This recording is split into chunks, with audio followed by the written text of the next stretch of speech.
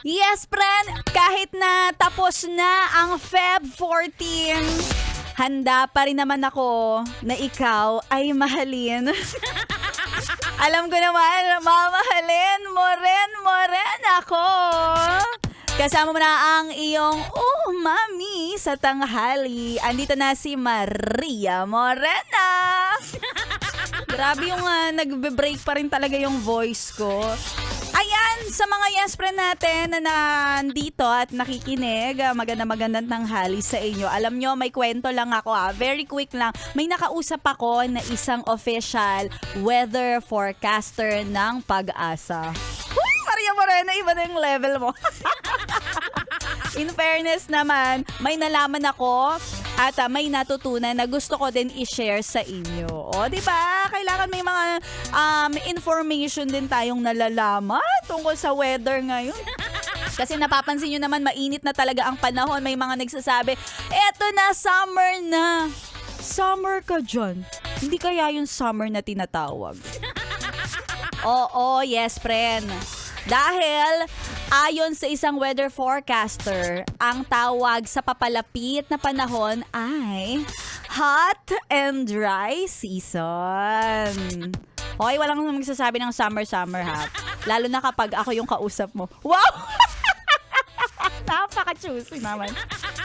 And summer is a term na ginagamit lang talaga mga yes friend. Kapag halimbawa, syempre, yung mga marketing strategy, syempre, yung mga magbebenta na naman ng mga kung ano-ano na related sa tag-init. Yan, so yes friend, it's a hot and dry season. Pero si Maria Morena, hot lang. Ay, nako naman. Tumirado na naman. Magandang tanghali sa mga nakatutok sa atin na ngayon ay nag-aabang na kailan ba talaga, Maria Morena, mag-start yung hot and dry season. Kalma lang kayo. Medyo pinapalusaw ko pa yung yelo sa may bandang Northern Hemisphere. Wait lang kayo dyan. Kumbaga ngayon sa pananghalian, yes friend, subo mo na lang habang mainit pa. Diba? Kumain ka lang. At kapag lumamig-lamig na, syempre parang hindi na masarap. Kaya naman ngayon, eto na ang kasama mo para pampainit ng tanghaling tirik.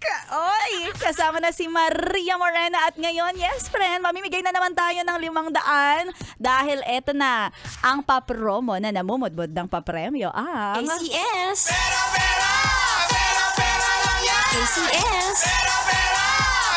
Pera lang yan! ACS!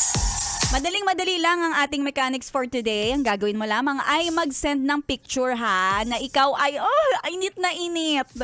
Hot na hot. Oh, tuloy. So mag-send ka ng picture mo na hot na hot.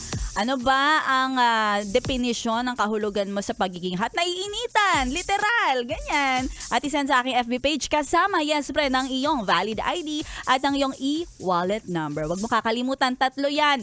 Huwag mong kalilimutan kapag walang GCash number, paano itatransfer? Aber, o kapag ID, paano namin i-document? Di ba kailangan kompletos recados? Parang pananghalian mo lang.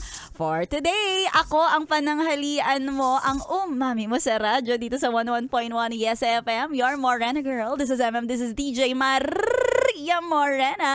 And again, send nyo na sa aking FB page DJ Maria Morena. Sa mga yes friend natin nag-aabang, mamaya eto na ang magpapainit ng inyong tanghaling tirik. Ewan ko lang kung ano pang titirik sa inyo.